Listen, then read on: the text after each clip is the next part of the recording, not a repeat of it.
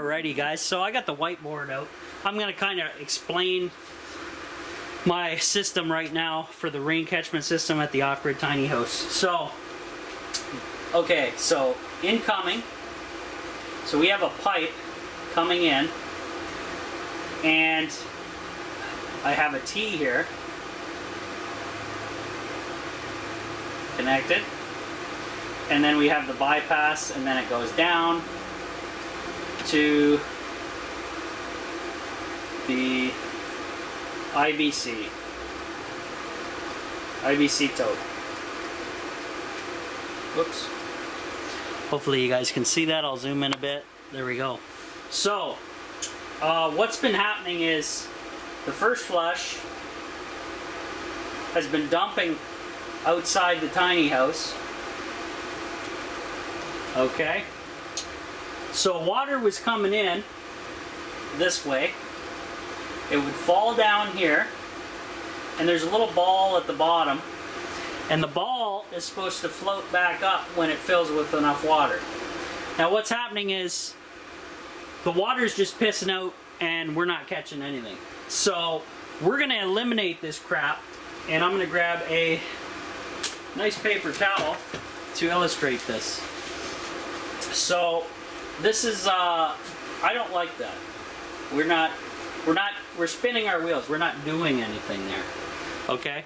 So what I want to do is, instead we're going to come down like Pierre says. I'm going to cut this down about half the size of the first flush the way it was. Then we're going to reduce down to 3/4, and we're going to go this away with one of these container filters. You guys probably see them in the stores all the time. They got a little boxy thing on top, and you put your filters in there, and you can bypass and all that fun stuff. Now my question for you guys is, when the water comes down here, the force and pressure is going to push its way through the filters and then go into the tank. So check this out guys. So when it does that, the water is being filtered and cleaned without pumps, via gravity, and then we're going to have clean, almost drinking water in the IBC tote. Very close to drinking water. I still wouldn't trust it because those filters, those carbon filters in there, I don't know how well they work, but they'll work enough to get rid of most of the crap off my roof and out of the gutters and go from there. Now let's say the 3/4 inch line right here, 3/4 inch, let's say that starts to back up. We don't want that to happen ever, so I almost need to add another muslin bag, which is what I use for the RSO, but I use that up here as my secondary post filter. So on the first flush, when the water went through the first flush, it then went this way. If the ball was working, it did work for a couple years, and then it would filter through this mesh bag before hitting the IBC container. So what I want to do is add another mesh bag down here, and at least that way, or maybe even higher, and that way any heavy stuff will be caught here before the fine filter.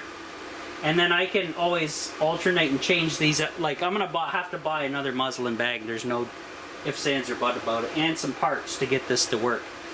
But this will be the new rain catchment setup, because the first flush, there's issues with it. There's pros and cons, guys. I think it's made in Australia, and they're big pushers of those because everybody in Australia has to collect rainwater because they have no choice.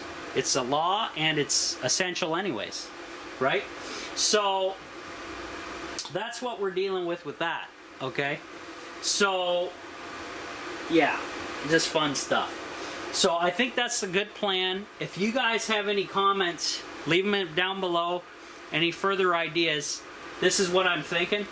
So I'm gonna have to buy this, buy the parts, buy the muslin bag. So guys, if you can help me out, donate some money, become a Patreon member, whatever you got to do. I have a little Patreon money squirreled away. I don't spend it until I get a decent amount saved up, because normally it takes a year before I can even use any of the Patreon money normally to buy anything, because it takes that long to accumulate a value amount that I can buy anything decent with that I'm planning on. So that's the goal. So that's coming up. And unfortunately, I'm tired of the First Flush system at this time, and we're just gonna have to get rid of it. Now the beautiful part, I'm gonna draw a little bit bigger picture on this side of the filter that I'm talking about. So it's a square thing, and on the ends is threaded, so I'm gonna use SharkBites. So we're gonna go down like this, down like this. This will be 3/4 inch, 3/4, oops, 3/4 inch. Now this has a twist-on glass container. You guys see these in the stores, right? And then inside is your cartridge that you buy, the filter itself. Now, normally they have a filter, an off. I'll do arrows. So we'll have filter, off, and on, or bypass, like so. So the nice thing about that is, if I flip it to bypass in the winter time, it's going to dump any excess water. It's just going to get rid of it. Now the problem with that is, this is a glass container, guys, or plastic. It has the capability of freezing, which is going to be a nightmare. Now I was wondering if I can put this thing vertically instead of horizontally. Now it's a little bit more of a pain, because if you're changing the filter out, you're vertical instead of horizontal, so there's issues there. But it would automatically bypass, and water would not be really a worry in there, in my opinion. Let me know your thoughts before I purchase this. My Patreons always get these videos the very first time before they hit YouTube, okay? So in order to see this, you have to become a Patreon member to stay up to date with me on the daily, right? That's just a bonus, bonus of being a Patreon member. And you're also helping support the channel, and your name or your username will be added to my credit list of all the supporters, right? So that's pretty sweet. And you can talk to me on there anytime. No big deal. So that's what we're thinking. I'm gonna wipe this down now.